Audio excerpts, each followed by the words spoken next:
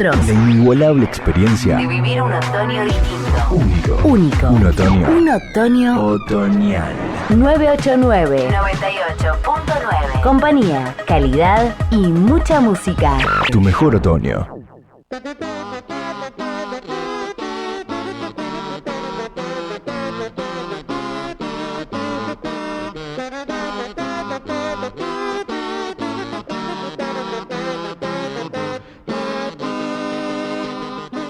¿Qué sucedió en la semana?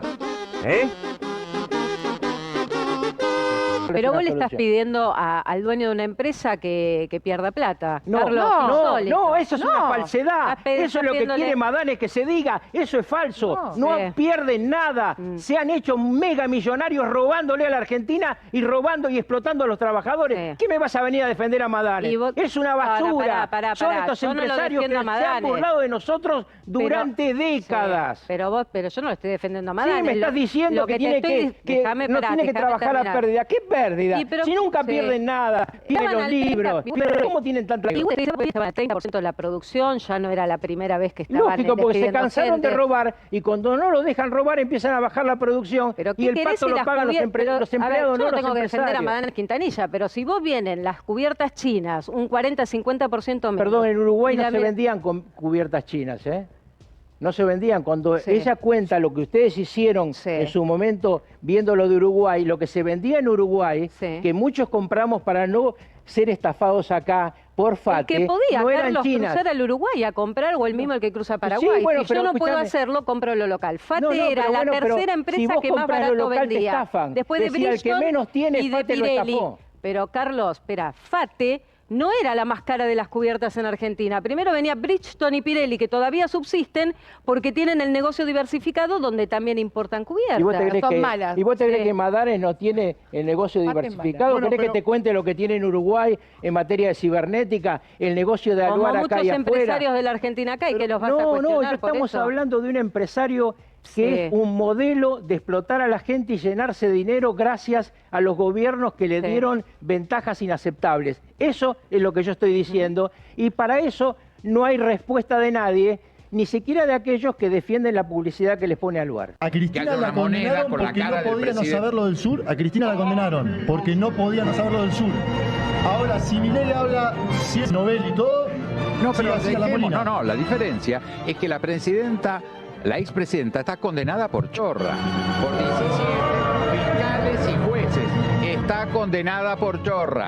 Una sola prueba en el expediente. No, pero eso lo decís de vos. la- no, no lo Está digo lleno yo. de pruebas. No, No, lo es digo yo. verdad. No es ¿Seguiste el verdad. juicio? No es verdad. ¿Seguiste el juicio? Sí. Sí, ¿cómo? Está Yo no tenía sobrado, las audiencias. pruebas están Yo no tenía las sobradas. audiencias. Hubo 17 fiscales Sí, y no. jueces Ese es que el cuentito de intervinieron. Clarín. Lo que dicen que No. nominado por la expresidenta.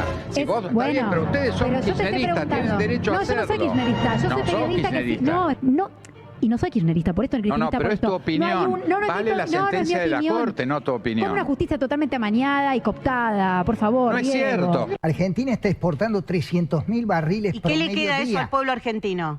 ¿Cómo que Nada le queda, No, ¿sabe qué? No le una queda fuente nada. exportadora. Por eso aumenta la pobreza, por Disculpame, eso aumenta el trabajo disculpame, precario. aumenta el precio del petróleo y esos barriles que estás vendiendo los vendes a más. Sí, pero Así son que formadores de maneja- precios, van a aumentar todos los demás precios de la Maneja economía. información. Manejo información, pero no defiendo las petroleras como usted, narrativa. defiendo al pueblo trabajador. Narrativa no, Dale. datos, hechos. No me haga así con la manito.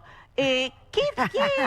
Claro, me hace así. Pare un poquito. sumó la Me hace, no me polémica. hace nadie con la Es manito. que cuando se ¿Alguien me puede violenta, negar, alguien cuando me puede se negar que se aumenta el violentan combustible, los van a aumentar datos, todos los demás precios de la no hay economía? forma.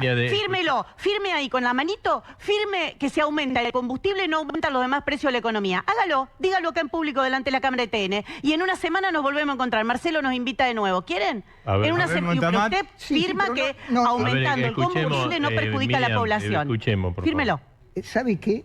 fírmelo. La inflación ¿Qué? se puede dar de una vez si aumentan los precios de los combustibles.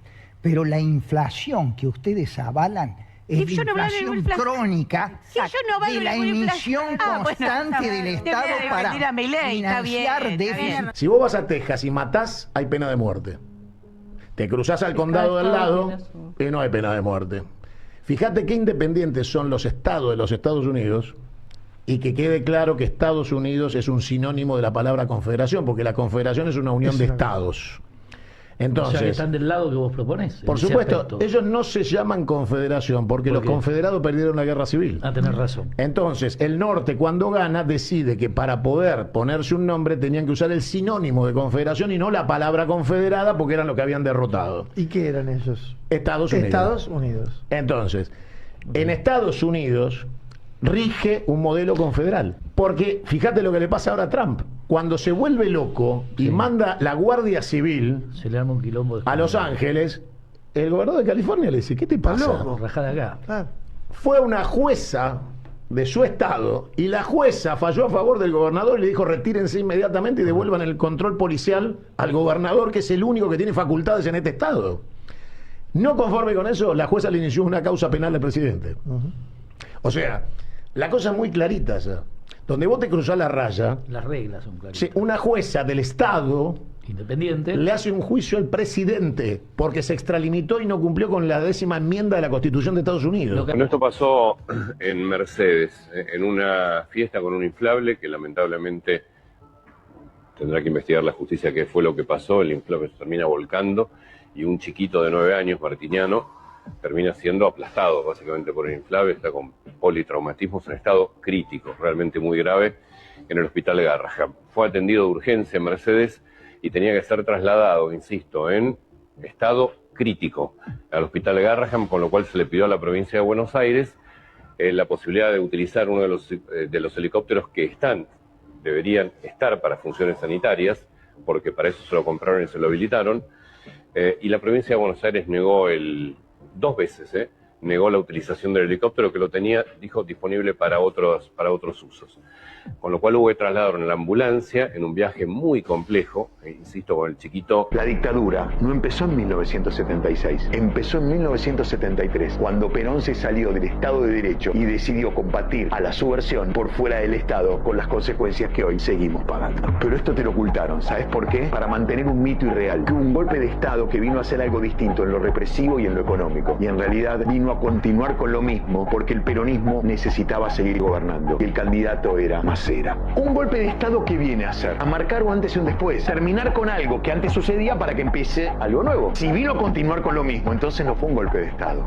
Se trató de lo mismo, es decir, de una continuidad. Y los hechos lo cuentan, que ya en los diarios avisaban que al gobierno le quedaban 90 días. Isabel en ningún momento dijo algo al respecto. No puso resistencia el día del golpe. Ella los esperó vestidita de punta en blanco para irse a ese lugar que le había prometido Emilio Eduardo Macera. Había sido parte del arreglo, porque Macera sabía que no iba a llegar a ser presidente, porque el peronismo no tenía ninguna chance de ganar. Entonces, hay una negociación para que Macera efectivamente fuera presidente. Si bien no lo fue porque venía de la Armada y los presidentes vienen del ejército, fue el verdadero cerebro de la dictadura peronista, eclesiástica, militar, que ocurrió el 24 de marzo de 1976. Y yo creo que no tiene que haber negacionismo. Coincido con aquellos que dicen no tiene que haber negacionismo.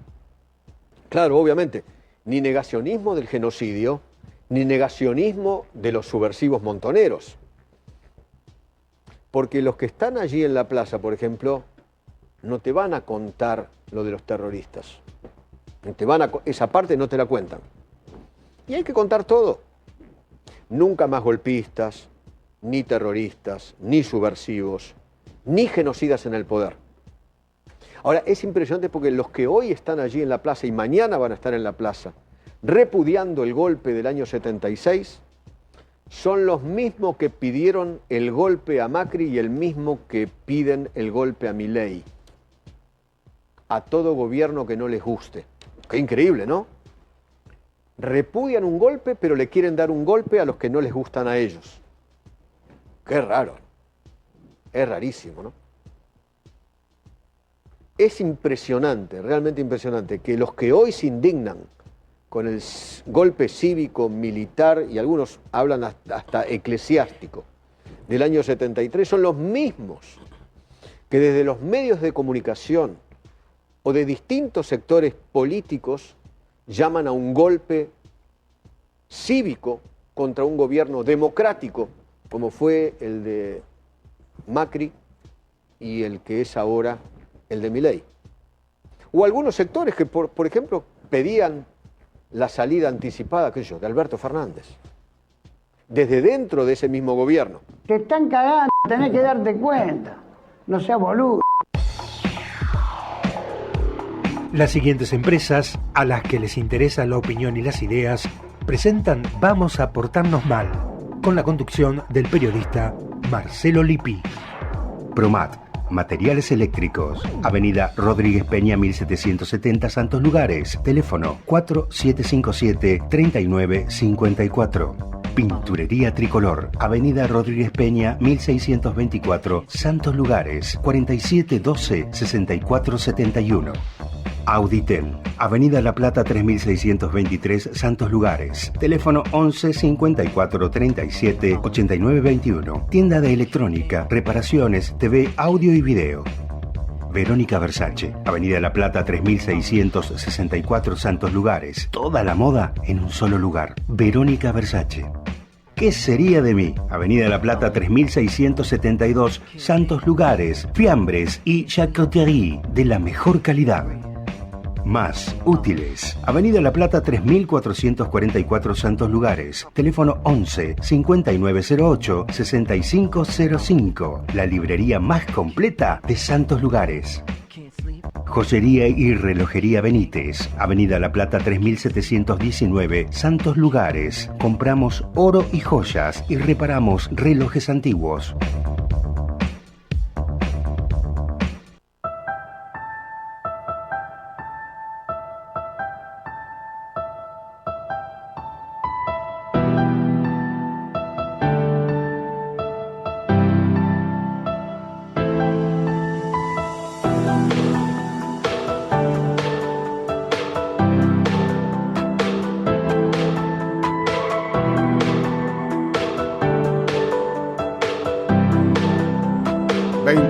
De la noche, ¿cómo les va, gente linda? Muy buen viernes. Recién empezó una tenue llovizna, no es nada del otro mundo. Esperemos que no sea lo que vienen anunciando en los medios, ¿no? Un tormentón de aquello que nos vamos a terminar ahogando por todos lados. Esperemos que no sea para tanto. ¿Todo bien? Hasta las 9 vamos a portarnos mal acá en Apuntes FM, a través del Instagram, @apuntesfm989, en la web www.fm989.com.ar, 2 líneas telefónicas para que te comuniques, salgas al aire, opines lo que se te ocurra, 11 22 35 22 72 y 4712-3514. Como siempre te digo, Apuntes FM, líder acá en 3 de febrero, te da la oportunidad de que bajes su aplicación, la tengas en el celular, no consumas datos y lo mejor de todo, como te digo siempre, es que vas a estar compartiendo y disfrutando la mejor programación que esta radio tiene para ofrecerte, porque ya sabes que Apuntes FM es el link perfecto entre la radio y tus neuronas. Por supuesto, nos querés ver en vivo en YouTube, Apuntes Espacio FM, en Twitch, Apuntes FM todo junto, y por supuesto, seguinos en el Instagram, @apuntesfm989. En la operación técnica, manejo de archivos, puesta en el aire, ¿qué más? Personal responsable de planta transmisora, el señor Leonardo Gabriel Weisman.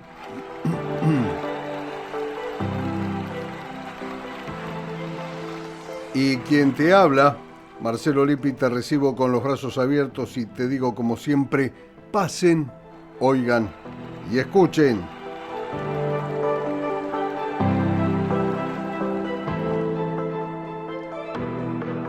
Pasen, oigan y escuchen, porque hay mucho para decir, hay mucho para hablar, hay demasiado para analizar y sí, y repito, hay mucho, pero mucho para decir.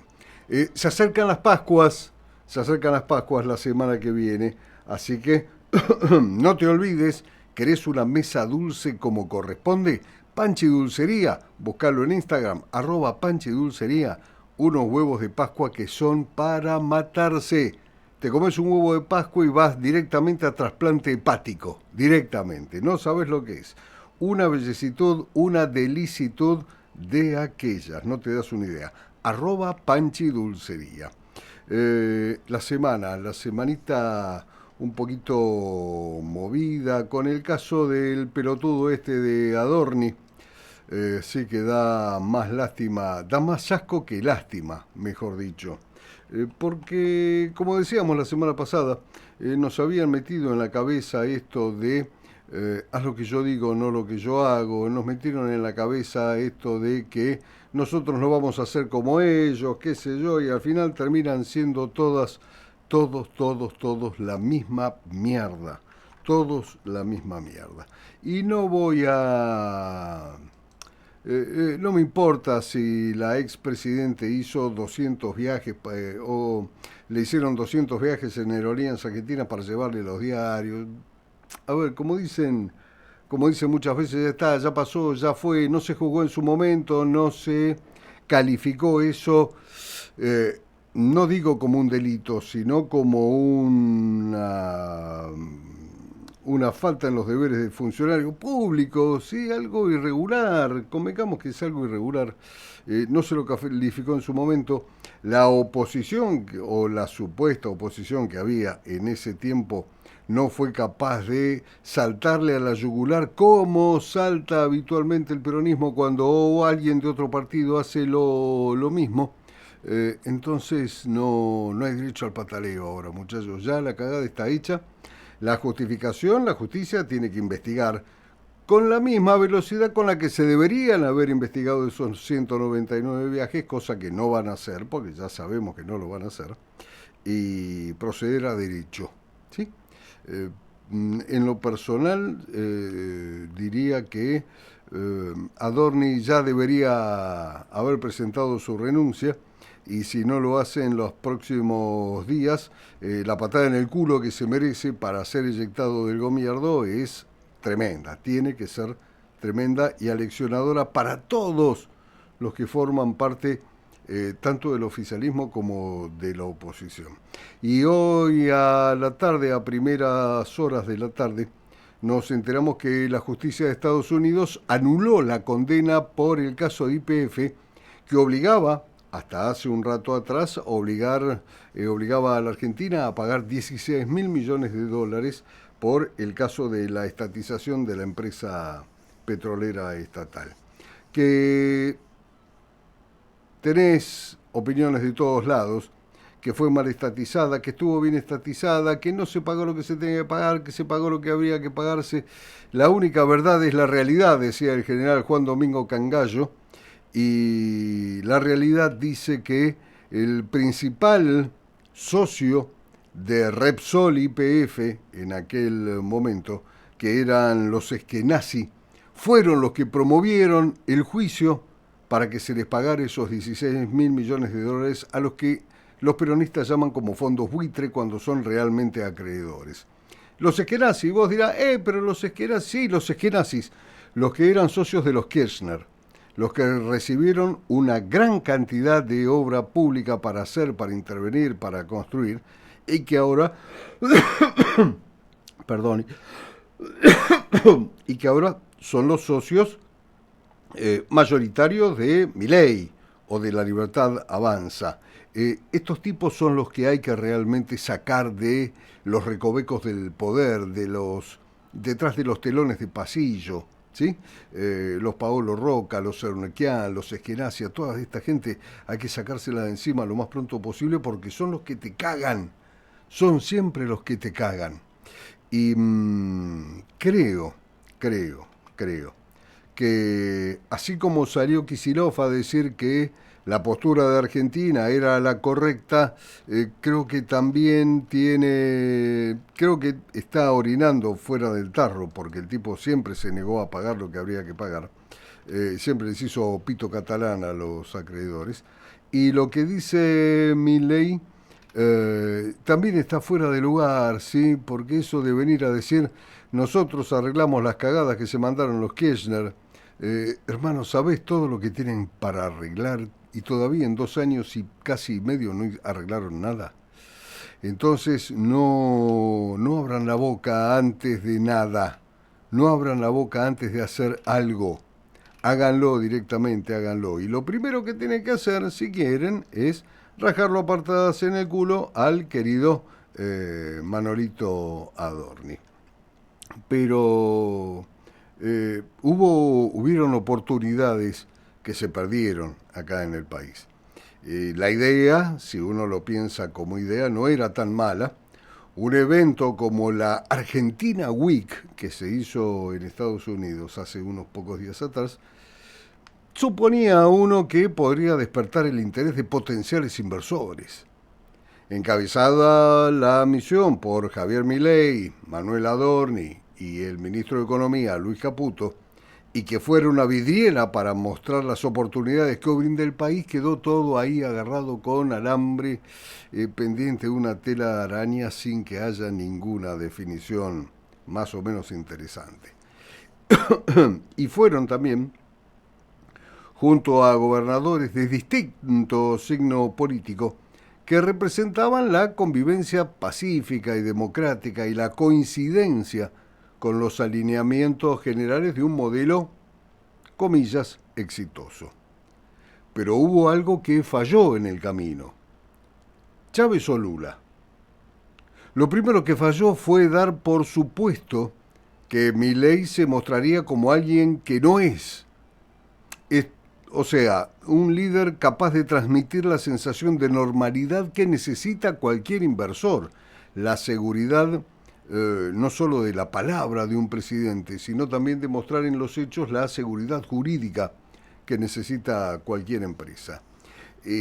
Esto, la seguridad de la palabra del presidente y la seguridad jurídica que da un país, es como se suelen exhibir en este tipo de eventos los líderes que persiguen lo mismo. Calmados, con discursos que resaltan la previsibilidad de una nación en la que los políticos y empresarios están unidos por un objetivo similar, que es levantar y engrandecer la nación. Lo segundo que falló fue lo que te decía al principio, fue que el jefe de gabinete se convirtió en un tema inevitable. Y no por el discurso a los inversores, sino por subir a su esposa en el avión presidencial, sabiendo muy bien él que había comunicado el decreto que prohibía este comportamiento propio de la casta que estaba haciendo algo mal. Los inversores, tratando de escuchar o de entender lo que decía Milei, en vez de encontrarse con un estadista, se encontraron con un tipo iracundo que levanta el tono de voz cuando es innecesario y que golpea la mesa cuando no vale la pena. Fíjate vos que todas las crónicas, incluidas la oficialista, revelaron una misma trastienda de potenciales inversores preocupados por lo que vieron y por lo que escucharon. Y te repito, esperaban a un estadista y se encontraron con un tipo cuyos principales enemigos parecen ser aquellos sectores a los que tiene que seducir, que son los empresarios.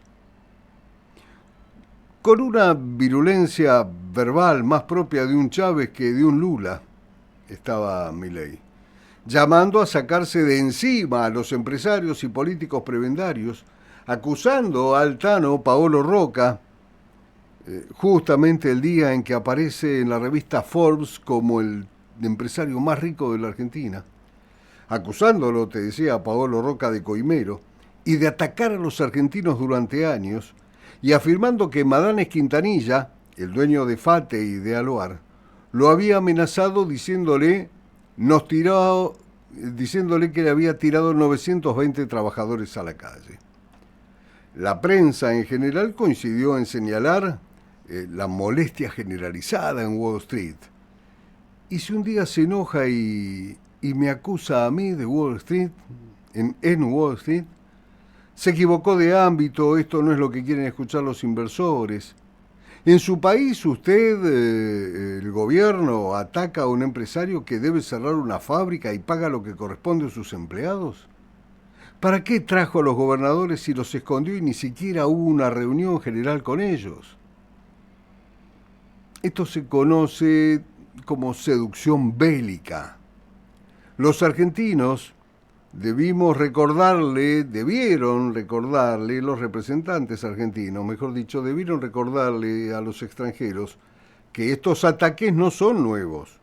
Ya los habían sufrido, entre muchos otros, el dueño de los dos bancos nacionales más grandes, que es Jorge Brito, un banco de capitales chino como el ICBC, la Asociación de Bancos, el Foro Idea, el mayor empresario textil que es amigo de Javier Milei, Teddy Karagossian, la UIA y los dueños de Clarín, La Nación y Perfil, además de que Milei llama héroes a los que evaden impuestos.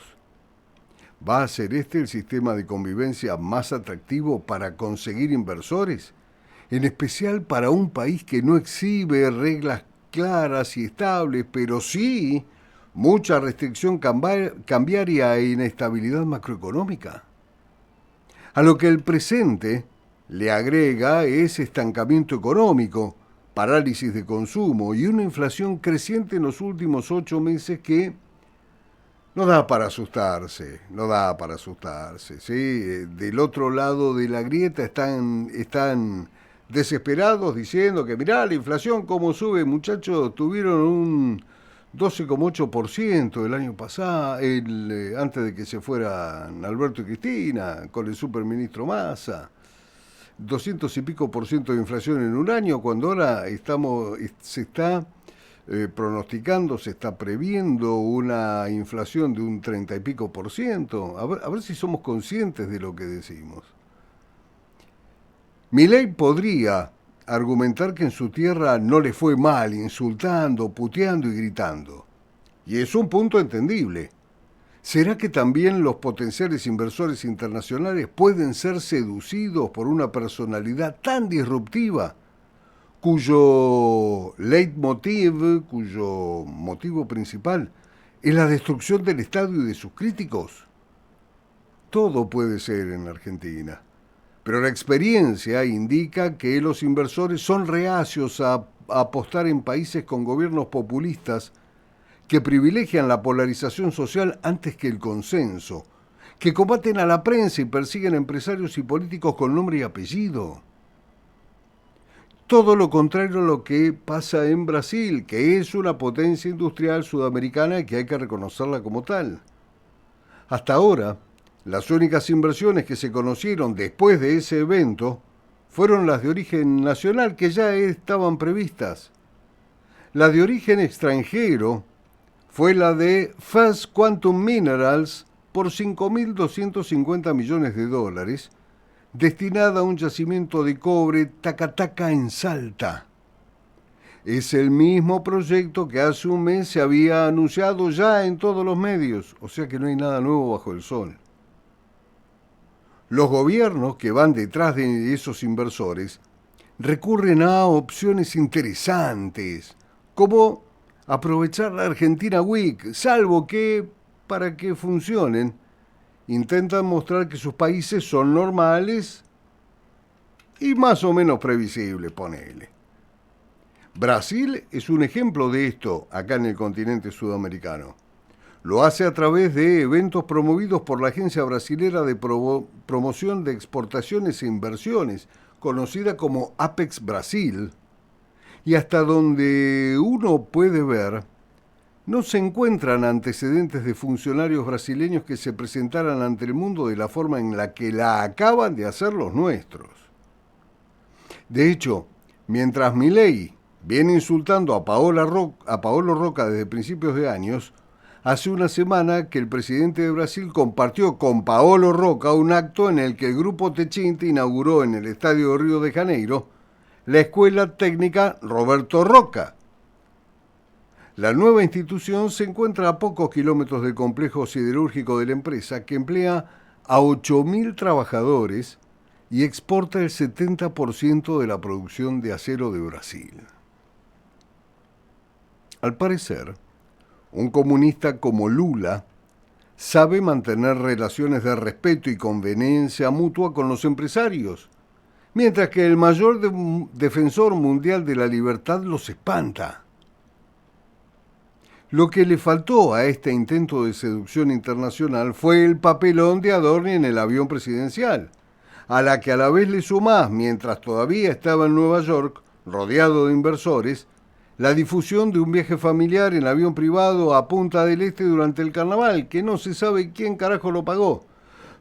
Porque Adorni dice que lo pagó él y un broker, no sé por qué le dicen broker a un productor de televisión, de la televisión estatal, dice que lo pagó él de su bolsillo. Entonces, pónganse de acuerdo, muchachos, mientan, pero mientan en conjunto, mancomunadamente. Para colmo, Adorni. Para colmo de todo, Adorni. Se podría decir que al lado del caso Libra, que fue una estafa promocionada desde el Estado, y acá hago un punto aparte, todos sabemos que cuando vamos al casino son dos las posibilidades, o ganar unos mangos o saltar la banca, o perderlo todo, o perder la guita que llevamos. Con las monedas virtuales, con este tipo de inversiones virtuales, pasa exactamente lo mismo.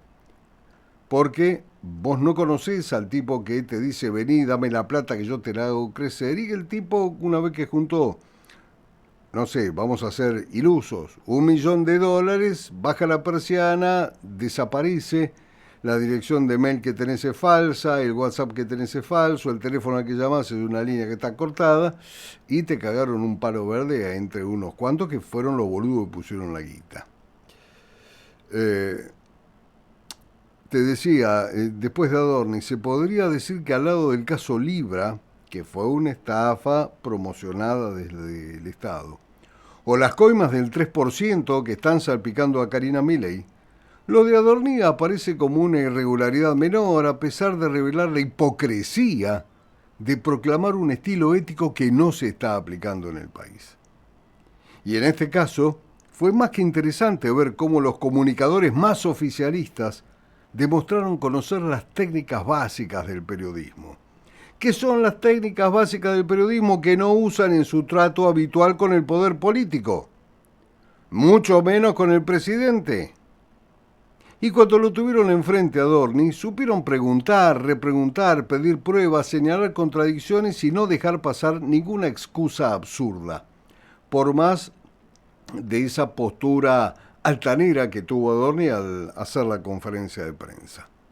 Todo esto acompañado de un nivel de indignación que resultaría lógico si no fuera porque no es la misma vara con la que miden no solo otros escándalos de corrupción, sino hechos institucionales gravísimos, como por ejemplo ese estilo chavista con el que Milei ataca a empresarios, economistas, opositores y a periodistas. Recuerdo y era chico, que en los noticieros de la dictadura siempre había un periodista que hacía a las veces de crítico. En algunos casos con un nivel de indignación que sorprendía en medio de un gobierno impiadoso.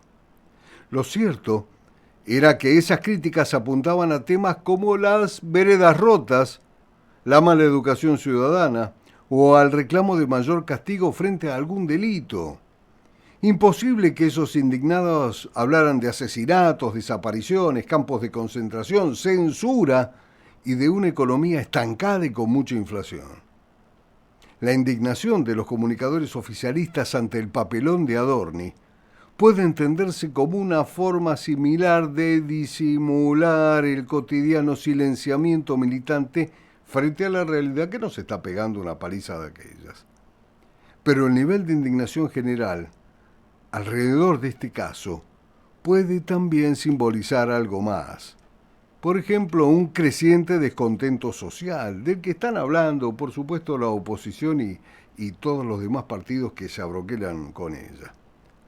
Pero no ya por la hipocresía de un funcionario o por su eventual enriquecimiento, sino por esa realidad que, aunque se la intente silenciar, siempre se va a terminar imponiendo.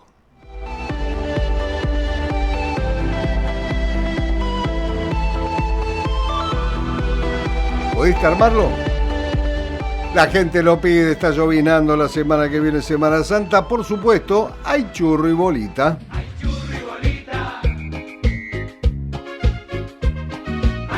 Todos los que se indignan con este vuelo privado a Adorni Punta del Este, ¿dijeron algo de los vuelos de Massa? 91 vuelos privados solamente en 2023 para la campaña presidencial, incluida la flota presidencial y los aviones de YPF. y los aviones de un empresario amigo. Porque nunca los escuché con esto, ¿no? Los que se indignan con esto de Adorni, que está mal, lo vuelvo a decir. ¿Dijeron algo cuando Kicillof usó el helicóptero de la provincia de Buenos Aires para hacer campaña? Creo que aterrizó en ese club Talleres de Remedio Escalada. Bueno, ese día ni siquiera pagó el helicóptero, ¿no? Se sacó una foto con la camiseta del club y se fue. Votaron en contra. Ley antimafia, votaron en contra. Extinción de dominio a los corruptos, votaron en contra. Ficha limpia, votaron en contra. Ley del arrepentido, votaron en contra. Juicio en ausencia, votaron en contra. Bajar la edad de imputabilidad, en contra. Viven votando a favor de los delincuentes. Y son datos, no es una opinión, está acá. No solo eso, también los defienden públicamente. Incluso sabemos que si algún muchacho quiere vivir de lo ajeno, bueno, vive de lo ajeno, pero con código. Pero del minuto 1 quiso ser imputado. Totalmente. Y mirá las cosas que declaró en su momento la etapa de instrucción que hoy ratificó. Mirá. Tremendo, tremendo. Decía también Uberti, yo le llevaba a Néstor Kirchner bolsos con dinero que recaudaba de las concesionarias viales que estaban bajo mi órbita. Eso lo declaró. Además, las entregas se hacían en el despacho presidencial. Por otro lado, Cristina, y acá tira la teoría de que Cristina no sabía. Cristina estuvo presente varias veces. Ella sabía todo lo que se hacía. Y por último, el día que murió Néstor Kirchner, en el departamento de Juncal, Uruguay, había 60 millones de dólares. Bueno, a ver, aquí hay que decir algo. Yo no digo que haya que comparar una cosa con la otra, ¿no? Pero el nivel de envergadura y de variedad de la mega corrupción kirchnerista no se compara con ninguna en la historia. Yo te agrego algo mucho más grave. Lo que está diciendo él es, Uberti. No soy un Uberti, no soy un traidor, tengo miedo que me maten desde adentro, porque la trama del kirchnerismo no es solo de corrupción, es de asesinatos, es de muertos inexplicables. Bueno, lo contábamos. Fabián Gutiérrez, Nisman. Bueno, el mismo Leo Fariña, que vos lo conocés muchísimo más que cualquiera. Cuando él dice, ¿vos creés que el kirchnerismo no es capaz de matar? ¿Qué le pasó a Gotti, que era el empresario de la construcción previo a Lázaro Báez? Claro que sí. Bueno, acá hay muertos también. Le pregunté cómo estaba la noche anterior. Me pasé un día bárbaro. Me fui a tomar café con los amigos, un boliche en Gallegos. Estaba distendido, estaba bien. No era un tipo al que lo estaba preludiando un infarto. ¿Está? Entonces mi duda es, en ese cajón había un Néstor Kirchner que murió de un infarto o de un tiro en la cara. Lo digo acá y tengo las bolas necesarias para decir esto y preguntárselo a la sociedad argentina. Abogados, lo lamento, no van a poder recurrir legalmente contra mí porque estoy planteando una duda. Si era verdad que le agarró un infarto y se golpeó contra la mesa de luz, ponele una curita y abrirlo a cajón abierto. Porque más allá de ser el padre de familia, era el presidente de toda la Argentina. Y toda la Argentina merecía cosas claras. El cajón cerrado no fue algo claro. Entonces, cuando escuché este video de Cristina, porque no falta el pelotudo que te dice, ¿y ahora hablás? ¿Por qué no hablaste en su momento? Claro, habla ahora porque este video que pone Cristina lo puso hace 2 meses. No hace un montón no en el 2010. ¿Está? Entonces, tengo esta duda. 47 millones de argentinos merecemos la verdad, carajo. Y me banco la que venga, ¿eh? Néstor Kirchner, ¿murió de un infarto o lo cagaron a tiro? ¿Qué pasó esa noche? Porque se acostó discutiendo si iba a ser presidente o no. Y había dicho, yo voy a ser presidente. Yo voy a ser presidente. Confesión, candidato a presidente. ¿No? Confesión de la propia Cristina. Yo voy a ser candidato a presidente, así vos midas el 80%. Se va a dormir y amanece muerto. Mi duda, ¿cuál es? ¿Se murió de un infarto o le cagaron un tiro? ¿Estamos? Millones de argentinos tenemos esa duda a partir de ese video. Y a mí la política me importa un carajo, ¿eh? Hablo en el día de su cumpleaños de la muerte de un amigo. Quiero saber la verdad.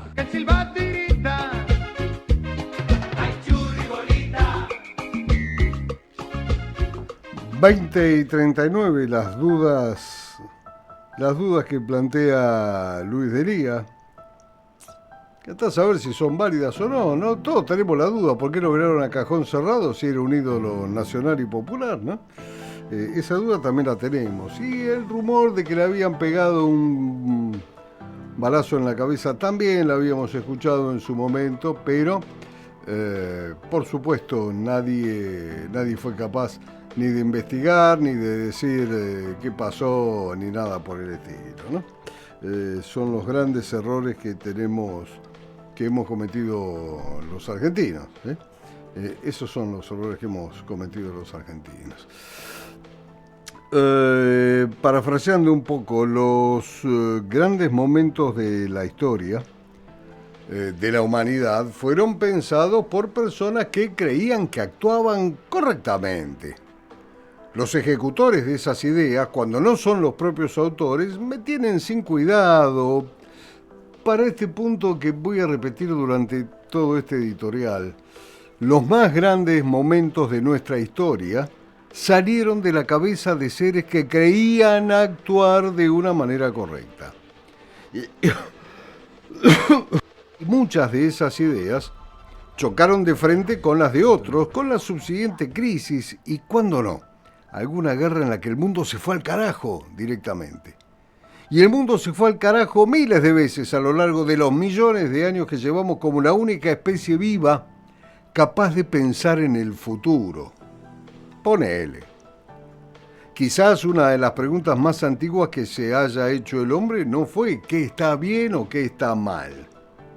Imagino que en un mundo de supervivencia extrema, el hombre primero habrá pensado cómo hacer para dejar de estar en una condición de presa permanente, cómo mejorar sus habilidades de caza, cómo calmar esos dolores que tenía, y puede que recién de que esas preocupaciones estuvieran satisfechas, haya empezado a pensar qué está bien y qué está mal.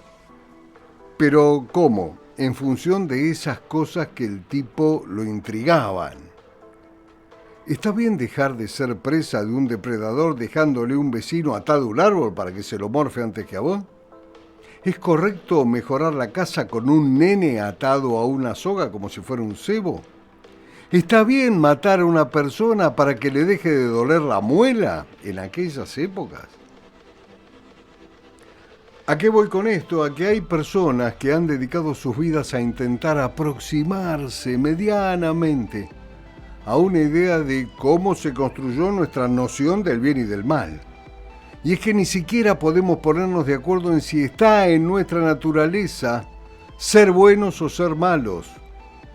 Buena parte de las discusiones para justificar la existencia del Estado pasó por si el hombre en estado de naturaleza era esencialmente malo y debía ser corregido, o todo lo contrario. Nada hay más polémico que el abordaje moral de cualquier cosa. Porque de entrada, decir que todos estamos de acuerdo con que matar está mal, se cae al fondo de un tacho cuando alguien pide vara para un delincuente.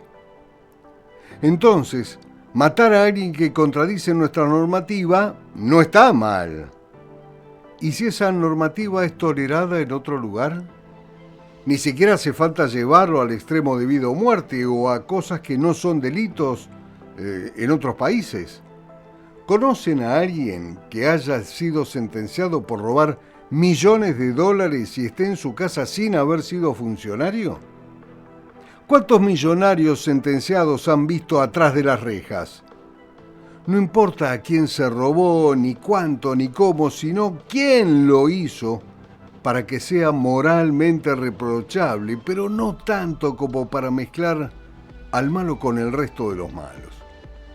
Imagínate si se me ocurriera traer un viernes el debate de qué es la moral. El tema es que hace ya tiempo que se habla en términos de superioridad moral, con lo que se da a entender que otra moral es inferior a la mía solo por ser distinta. Cualquier persona que se autoatribuye una superioridad moral tiene, cuanto menos, algún inconveniente con el ego. Hablar de la obviedad de que cada cultura tiene su escala de valores me tiene sin cuidado. Literalmente. No me importa si es cultural lapidar a una mina violada o tirar de una terraza a un homosexual. No me importa pensar si mi moral es superior a esa, porque simplemente no lo tolero. ¿Se entiende a dónde voy? No gasto energías en validar mi superioridad cuando lo que está en juego no es mi ego. Creo que eso está mal, porque en eso somos como muchos otros casos, en donde no sos inferior. Simplemente sos un hijo de puta. También está el tema de no hacernos los picantes con nuestra moral cuando todo cambia permanentemente. Hasta 1990 existió en la legislación electoral bonaerense una prohibición de votar exclusivamente a los homosexuales. El presidente de mesa no le preguntaba al votante si le gustaban los exámenes de próstata todos los días, sino que en el padrón quedaban excluidos los que tenían antecedentes policiales. Porque los homosexuales en aquella época terminaban en cana. La mayoría de las leyes contra los homosexuales tuvieron vigencia hasta no hace mucho, y en la provincia de Mendoza, por ejemplo, se abolió la pena de prisión para el homosexual que ofreciera sexo. ¿Y sabés cuándo? En 2018. Hace 15 minutos en términos de la historia. ¿Somos superiores moralmente a nuestros padres? Saltemos varios siglos en el tiempo, hagamos las cosas más palpables. ¿Qué tan moral es el sexo fuera del matrimonio? Si vamos a ser selectivos, deberíamos serlo en todos sentidos, y entonces la moral se convierte en algo tan relativo que deja de ser moral por simple definición contraria. La moral cristiana dice que no se puede ni antes ni durante. Habría que agregar que ni después. Pero el catolicismo no reconoce otra disolución matrimonial que la muerte. No, la nulidad del matrimonio no es disolución. Si es nulo, nunca existió. Tuvimos un jefe de gabinete al que no se le podía llamar los domingos por la mañana porque el tipo estaba en misa. Representante macanudo de una política conservadora, el señor, ¿sabes qué? Está divorciado. Y hoy no pasa nada, pero depende de a quién le preguntes. Antes de que se aprobara el divorcio vincular, en la Argentina de los años 80 existían distintos criterios morales llevados al extremo por Monseñor Oñenovich, que pronosticaba el fin de la sociedad con la disolución de la familia, y opiniones mucho más matizadas en la revista católica Criterio. ¿Cuál era la opinión moralmente aceptable? Y con los católicos vueltos a casar, ¿qué hacemos? Moralmente, si la moral es una cuestión pétrea, somos todos herejes porque no hay un solo ser vivo que esté libre de todo pecado. Hablar de superioridad moral es tan peligroso como innecesario. Antes que nada, porque se obliga a otros a plantear que su concepción moral es superior. Y ahí nos metemos en un dolor de cabeza que hace que los moralistas puros se comporten como relativistas, lo cual no entiendo cómo no lleva a la destrucción de los tejidos del tiempo y del espacio. Para hablar de superioridad moral, primero hay que tener muy en claro cuáles son los pilares y los ingredientes de esa moral superior a otras. ¿Son valores religiosos? Ahí ya tenemos un tema, porque por tradición dogmática ninguna religión acepta un apartamiento de los preceptos de su doctrina, y mucho menos en nombre de otra religión. Pero supongamos que sí, juguemos un poco, que son valores religiosos y que nuestra cultura se sustenta en pilares judeo-cristianos. Tanto en los primeros como en los segundos compartimos una buena porción de textos sagrados, lo que nosotros llamamos el Pentateuco, el Antiguo Testamento. Apenitas arranca el libro, se puede leer: dejará el hombre a su padre y a su madre y se unirá a su mujer y serán una sola carne. ¿Cómo hacemos para que nos den clases de familia, paternidad y valores un grupo de solterones pasados los 50 años que viven totalmente fuera de cualquier precepto moral imperante durante milenios? Sabemos, porque ya lo sabemos, que Domingo Faustino Sarmiento era un atentado a la moral en su época. Y algo me dice que también en la actualidad quieran forzar parecidos, pero no lo ocultaba y mucho menos le importaba. Sin embargo, los mayores golpes recibidos por las autoridades de la moral de este país fueron dados por el gobierno de Roca, cuando el Estado se atribuyó la exclusiva potestad de inscribir los nacimientos, celebrar los únicos matrimonios que sirven legalmente y certificar las defunciones. Roca y sus funcionarios y legisladores le sacaron a la Iglesia el control de la familia. ¿Qué opinaríamos hoy de él en aquella época? Todo esto, todo esto del choque de civilizaciones, lo traigo a cuento para remarcar algo. Si el choque es por valores, los contrincantes se creen moralmente superiores al enemigo. Y esta semana he tanteado entre un grupo selecto de personas a quienes respeto cuáles eran sus sentimientos. Ni uno solo me nombró la violencia en Oriente Medio. Ni siquiera me dijeron Medio Oriente como para que me arranque los pocos pelos que me quedan en un ataque de estilo de redacción. No sé si es que me cansé de las noticias locales y solo consumo internacionales, pero no me siento demasiado cómodo con toda esta actualidad. Te lo dejo más en claro. Soy partidario de despachar a todo aquel que utilice cualquier argumento para justificar el terrorismo nacional e internacional y que tuviera un grupo de personas de cualquier tamaño sumido en la opresión por el motivo que fuera. Lo que no debería preocuparme es quién lo decide. Los mecanismos internacionales más temprano que tarde terminan por fracasar, seamos sinceros.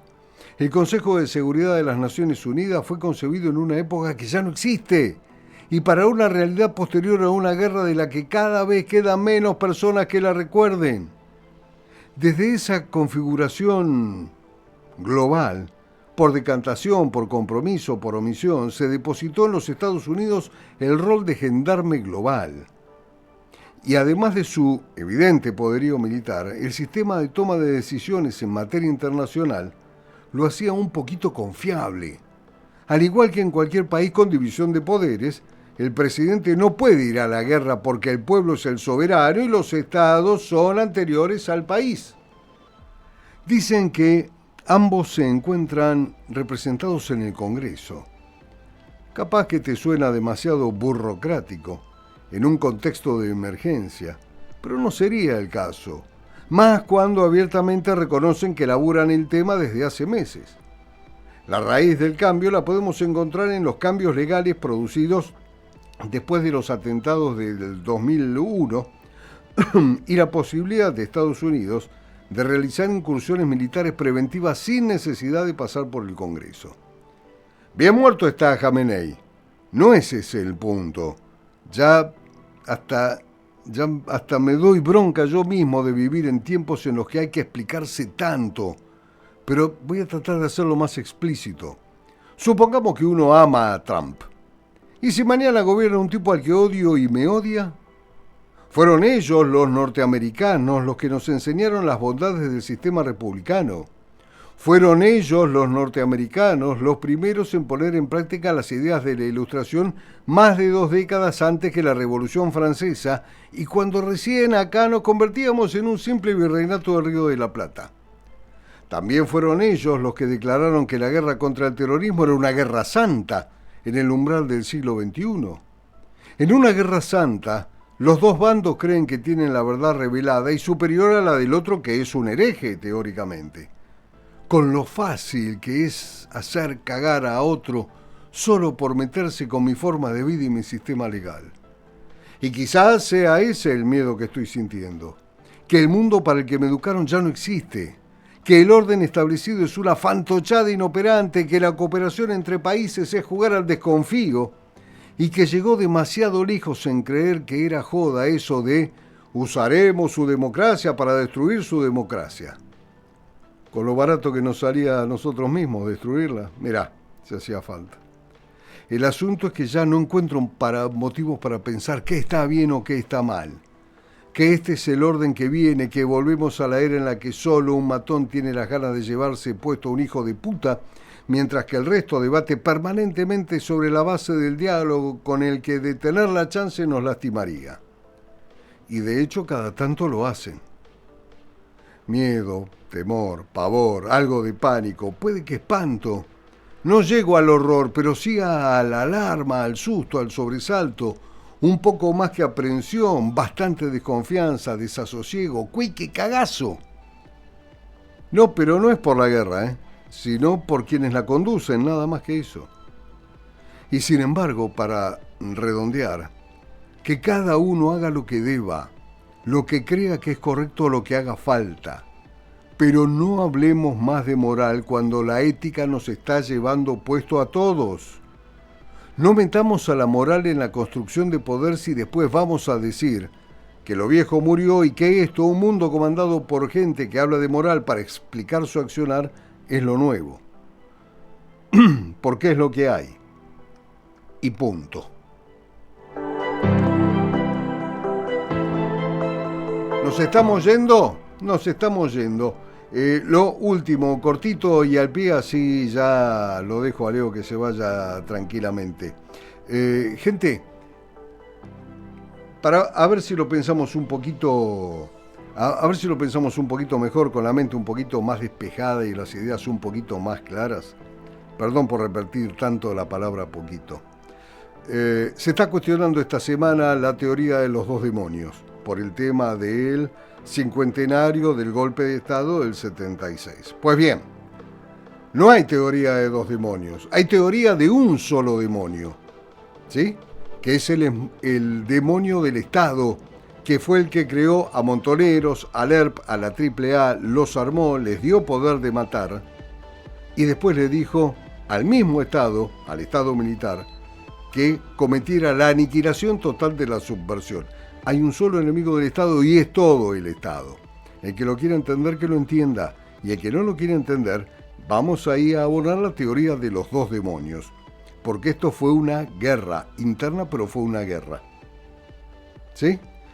Los 30.000 desaparecidos, que en realidad son 8.679, según el monumento que mandó a construir Cristina Fernández de Kirchner frente al Aeroparque, no marca que son 30.000, marca que son 8.679. Déjense de joder, de una vez por todas. Y no tomen la historia para su provecho, porque la historia es una, y es para todos igualita. Buen fin de semana. La ley no es igual para todos, encima ley no implica justicia. Buen programa, un abrazo, dice Esther. Besito para todos en la puntita, pórtense mal.